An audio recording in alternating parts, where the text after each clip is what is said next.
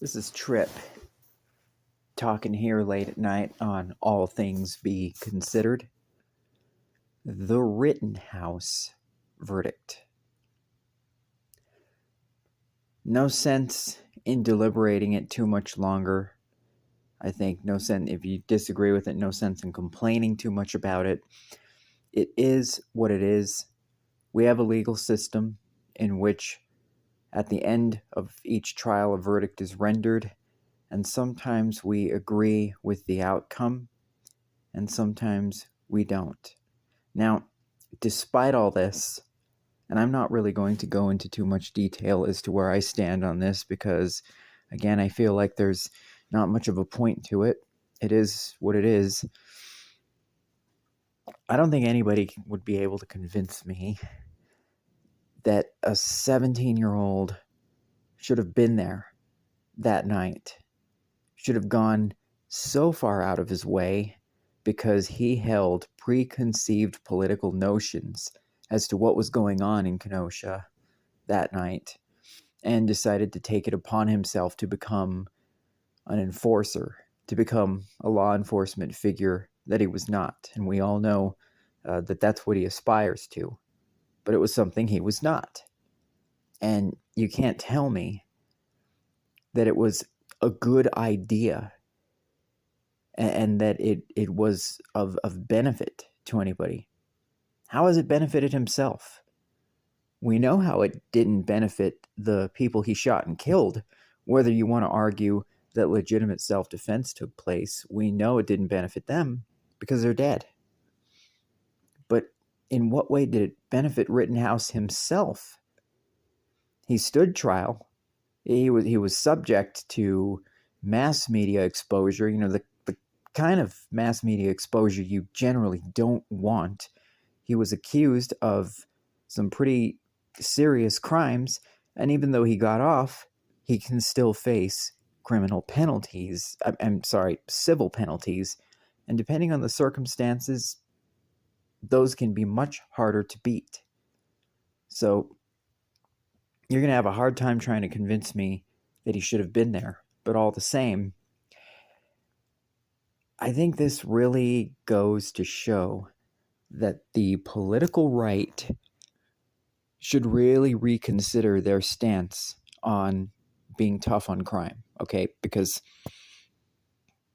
sort of the beauty and sometimes the pain in America is that we have a system in which you're accused of a crime and you're charged, but the prosecution is not unbeatable, all right? You never want to have a system in which the prosecution can't be overcome, because that would be a police state, right? I think we're all on the same page there. We don't want to live in a police state. However, it's my observation, when you've got millions of people that feel that Kyle Rittenhouse didn't do anything wrong, but simultaneously George Floyd somehow did, that to me is hints of support for a police state. Too many on the political right seem to like some aspect of the police state if it's somebody who's not one of their own getting charged. You see where I'm going with this? If it's somebody who is one of their own getting charged, the defenses are put up and the claims to the unfair arm and reach of the law and the government come in.